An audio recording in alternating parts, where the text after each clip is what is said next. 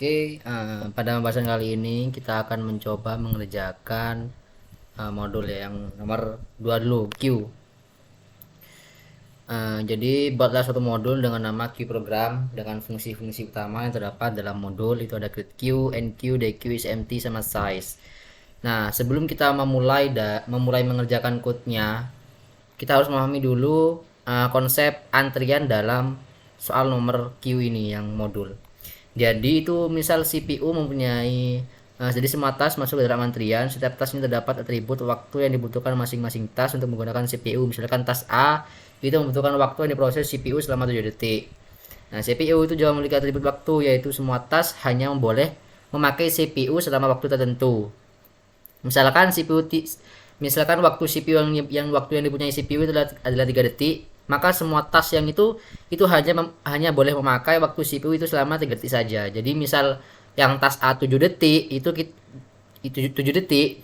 Ketika tas A diproses oleh CPU, jadi yang dimakan itu cuma 3 detik. Jadi 7 dikurangi 3 yaitu tinggal 4 detik. Nah, nantinya yang 4 detik ini diproses lagi sampai 0, sampai habis tasnya. Jadi tasnya selesai kalau 0. Min 1 itu termasuk selesai juga. Nah, tas yang berada di posisi paling depan dalam antrian mendapatkan kesempatan pertama untuk diproses ke dalam CPU. Nah, jadi tas yang pertama kali diinputkan itu menjadi posisi yang di front.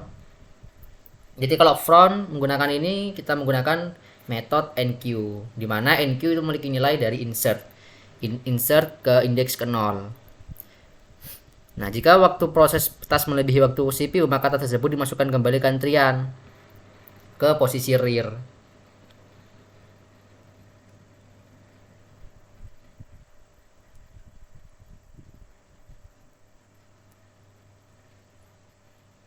Jika waktu proses pada suatu tas tidak melebihi waktu proses CPU, maka tas tersebut dikeluarkan dari antrian.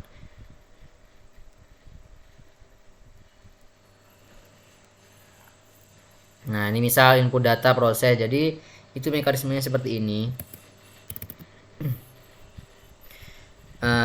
Misalkan kita mempunyai CPU time-nya itu selama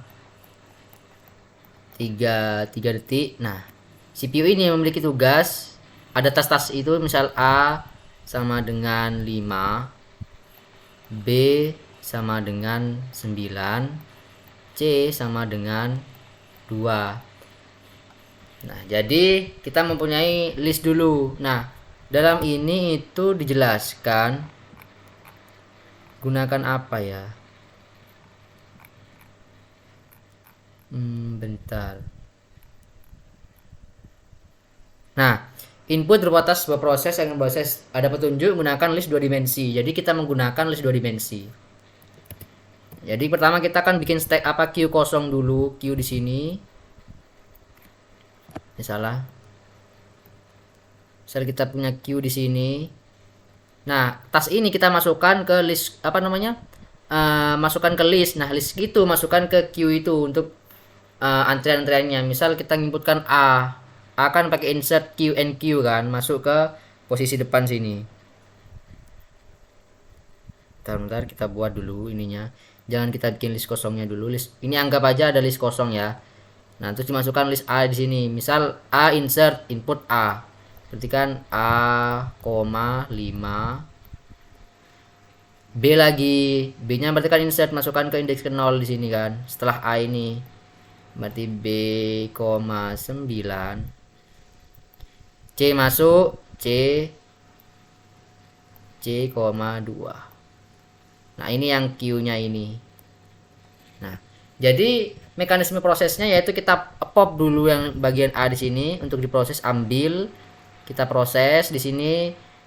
Nah, 5 kurangi 3 masih ada. Nah, ketika ini masih kurang ini kita misalnya sudah di pop ya di sini A, 2 sudah diproses. Setelah diproses, nah ini kan sudah habis kan.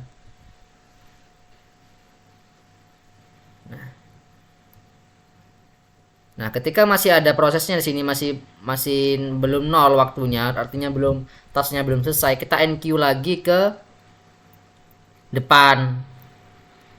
Nah, jadi gini. 2,2. Nah, jadi lalu selanjutnya itu B diproses. Habis B apa? Nah, B kan tinggal 6, masuk lagi ke depan, masuk lagi ke depan sini, masuk. Nah, C. Nah, ketika sampai di proses C, 2 dikurangi 3 kan min 1 ya. Jadi prosesnya itu kan selesai habis waktunya. Nah, nanti ada suatu kondisi ketika kita indekskan di sini, misal ini ada kita masukkan ke, misal ini namanya variabel A di sini. Berarti kan indeks ke A ini kan 0 1 1 itu kurang dari sama dengan 0, maka itu ada kondisi nanti itu gak di NQ ke depan, artinya sudah keluar. Yang di NQ itu ketika prosesnya masih belum 0, kita NQ lagi untuk diproses lagi. Nah, gitu mekanismenya seperti itu. Oke, kita lanjut ke implementasi codingnya ya.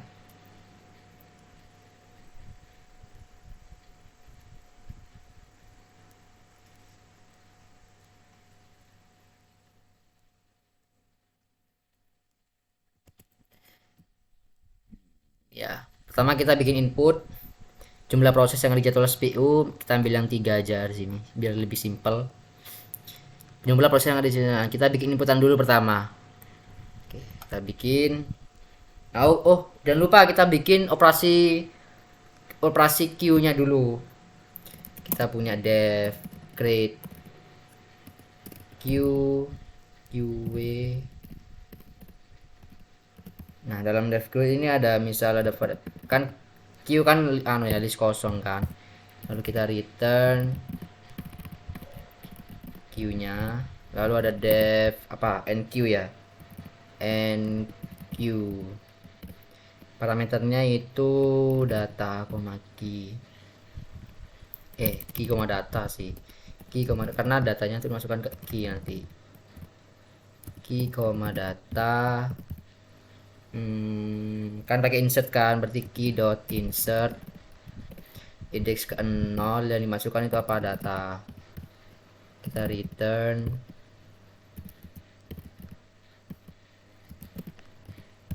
Setelah itu bikin def dq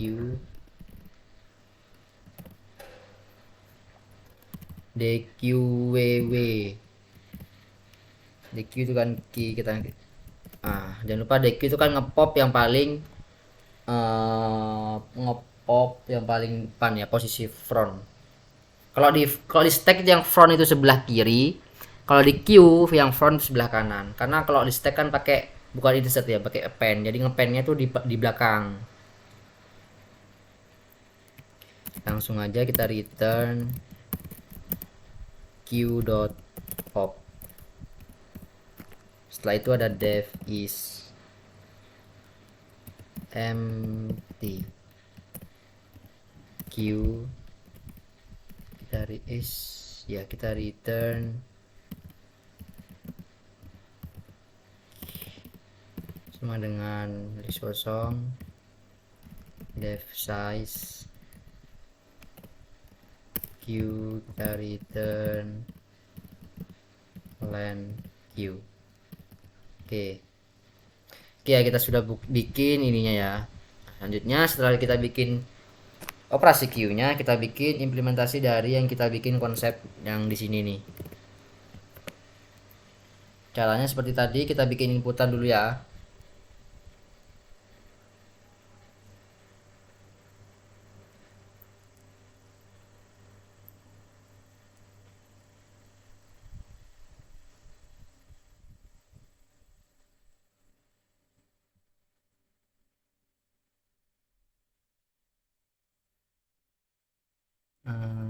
Kita bisa bikin fungsi lah ya. Def penjadwalan CPU tanpa parameter ya, karena dalamnya ada input. Pertama kita misal masukkan ke variabel A di sini, masukkan ke fungsi create Q-nya ya.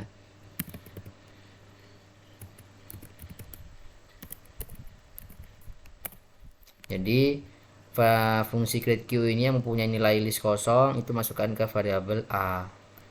Lalu kita misal punya variabel temp sama dengan list kosong. Temp ini gunanya untuk kita untuk memasukkan yang nama waktu itu kita masukkan ke tem, lalu tem ini masukkan ke A. Jadi sudah terbentuk list tiga dimensi, dua dimensi. Agar terbentuk list dua dimensi.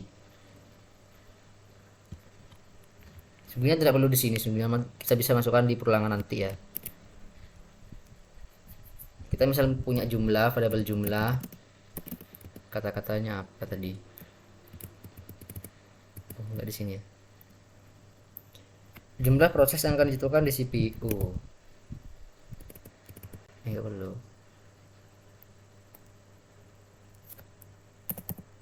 Nah, karena itu integer, input jumlah proses yang akan dijadwalkan ya,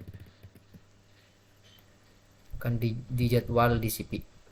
Jumlah proses yang akan dijadwal, jumlah proses yang akan dijadwal di CPU sama dengan, nah lalu kita bikin perulangan sebanyak prosesnya, ada berapa proses ini, for in range jumlah, kita misal punya variabel nama itu kita input di sini nama proses ke, nama proses ke, oh jangan lupa kita pakai f string sini,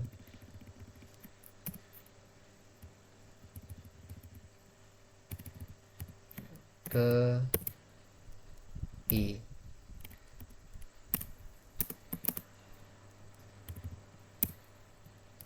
waktu sama dengan integer input, waktu proses, waktu proses sama dengan situ. Nah kita setiap ini kita tambahkan ya ke variabel, oh lupa, misal kita punya variabel time di sini, ini kosong, nah kita masukkan nama sama waktunya ini ke variabel time.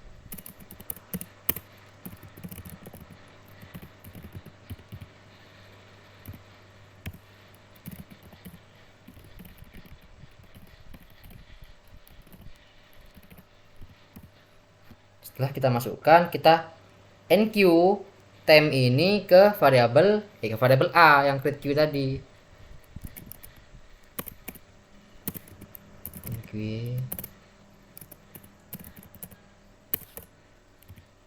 oke ya.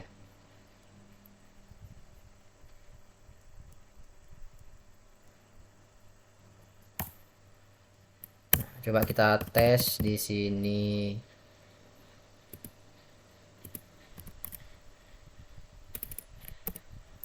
Apa ini kok ada?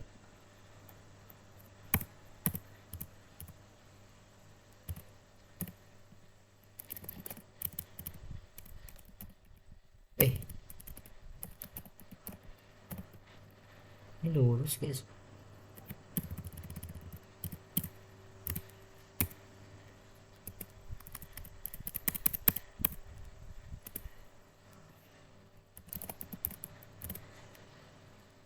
Print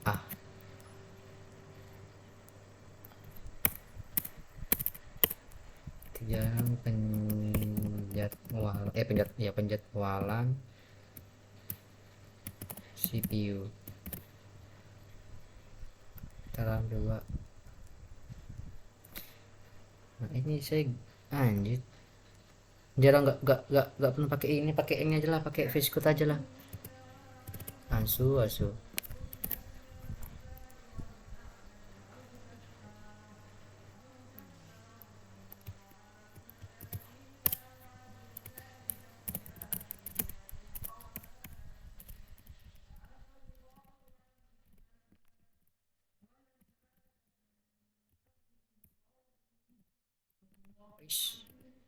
kita copy ini semua.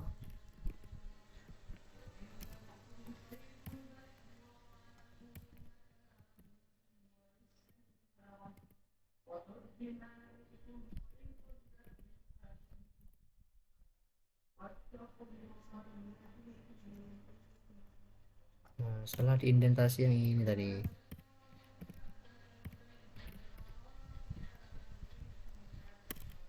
Oke ya, ini kita hapus saja ini. Nah, kita jalankan coba. Salah 3 A5 B9 C2. Nah, jadi yang pertama diinputkan itu ada A ya. A pertama masuk, lalu B, lalu C, karena kita menggunakan NQ. Nah, setelah kita buat ini, kita ini tambahin aja lah, print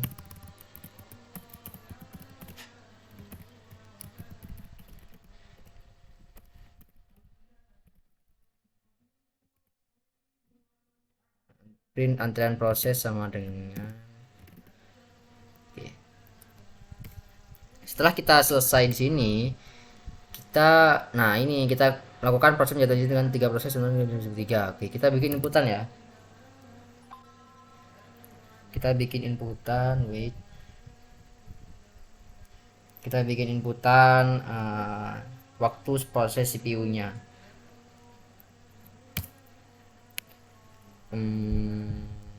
Waktu CPU sama dengan integer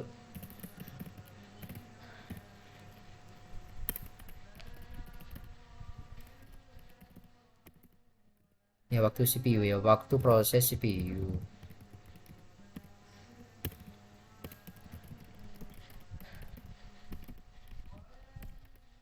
Setelah kita bikin itu, kita print antrian proses berapa waktunya. Sama ya ngeprint tadi ya. Print antrian proses beserta waktunya. Wis, kok antrian proses beserta waktunya. Kita setelah itu langsung ke perangan for ya. Ya enggak sih, pakai while aja lah. Misal kita inisiasi untuk i sama dengan 1, while kita cek not empty ya di sini. Is empty ketika create queue-nya itu tidak kosong, artinya semua proses itu masih ada di dalam create queue, itu while-nya jalan. Ketika ininya sudah kosong, artinya kan prosesnya sudah diproses semua ya. Jadi while-nya ini sudah gak false, sudah gak true gitu. Kita buat while not variable tadi Pak is empty ya tadi ya. Apa yang is empty? A. Oke. Setelah itu kita print iterasi ke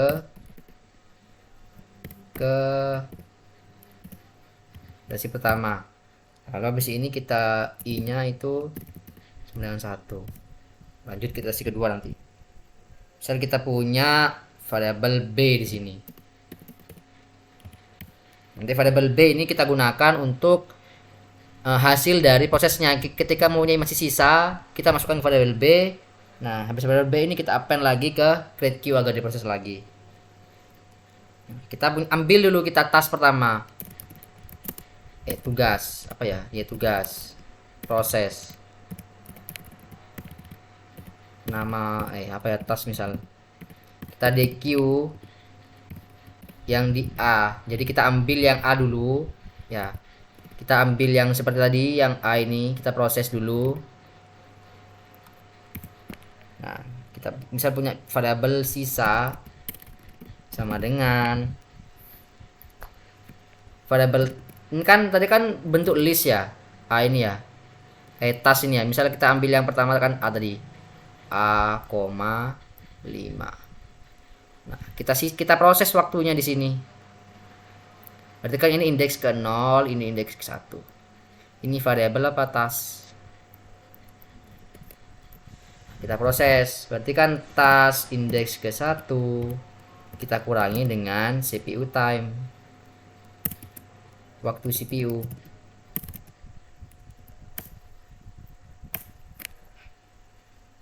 Lalu kita append ke B.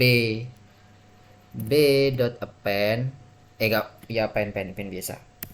B dot append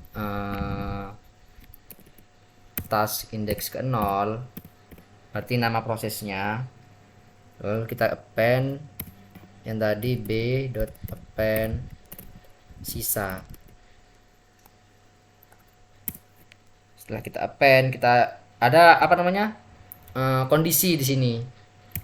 If ketika itu B-nya itu if B indeks ke berapa tadi yang ada waktunya, indeks ke 1. Ketika waktunya itu lebih dari sama dengan 0. Ya. Itu lebih dari sama dengan kalau 0 enggak, lebih dari 1 dan B itu B indeks 1 waktunya tadi itu tidak sama dengan 0, maka kita NQ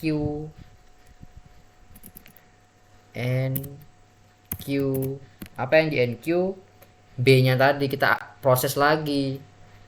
Jadi di sini A yang dimasukkan apa itu B. Nah, di sini ada else. Gak else juga sih, kita if aja ya, elif.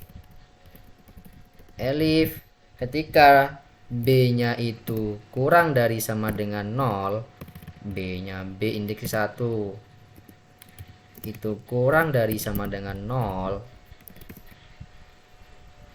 maka kita print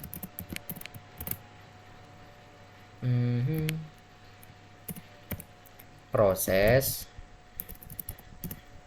apa? Proses B set 0. Nama prosesnya ya kan? Ini. Mana tadi? Nah, ini proses B telah selesai diproses, proses C telah gitu. Berarti proses B indeks ke 0 telah selesai diproses. Ya, jangan lupa tadi yang NQ ini kita masih, berarti kan masih diproses kan, kita print apa itu, proses B sedang diproses, berarti proses B indeks ke 0 nama jangan lupa kita B ke 0 sedang diproses, lalu dan sisa waktu proses B indeks ke 0 itu sama dengan sisa. Ini ada indentasi ya, 1 2 tuh. Lalu sini ada data proses yang tersisa. Kita print data proses yang tersisa di sini. Di luar ulangan di luar if, di luar kondisi tadi, print data proses ya, data proses ya, data proses yang tersisa. Kita print A nya. Lalu setelah while ini while ini selesai, kita di sini kita set lagi B nya sama dengan 0. Jadi kan B itu sudah di append, kita coba agak sama dengan 0 ya, apakah bisa. Oke, kita run dulu coba. Jumlah proses yang kredit CPU misalnya 3, A sama dengan 5, B 9, C 2. Oke, waktu proses CPU 3. Nah, di sini selesai kan, sudah.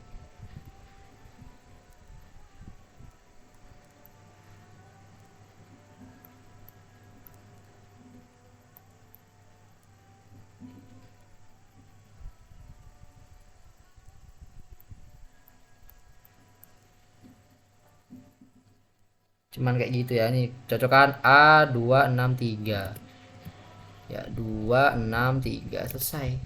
Cuman gitu aja sih proses implementasi penjadwalan menggunakan struktur data queue penjadwalan CPU. Oke. Jika ada yang masih ditanyakan bisa chat di kolom komentar. Jangan lupa like videonya jika kalian suka. Oke, kita nanti lanjut pembahasan yang modul pertama nomor 1 itu apa ini? Ini ya. Nah, ini modul stack. Stack yang pertama stack. Jadi kita bikin fungsi pengecekan kurung dulu. Jika fungsinya string matematikanya itu salah, berarti misalnya ada jumlah kurung banyak, jumlah kurung banyak, itu gak akan diproses yang ini. Konversi aritmatika infix sama evaluasi gak diproses, berarti harus benar dulu nih. Nah, ini salah gak diproses. Nah, ketika sudah benar, ada output, masukkan string, ada output infix sama dengan ini postfixnya di dikonversi infix ke postfix, lalu ada evaluasinya bikin, berarti ya itu. Kita lanjut ke video selanjutnya aja ya, biar gak terlalu lama ini durasinya.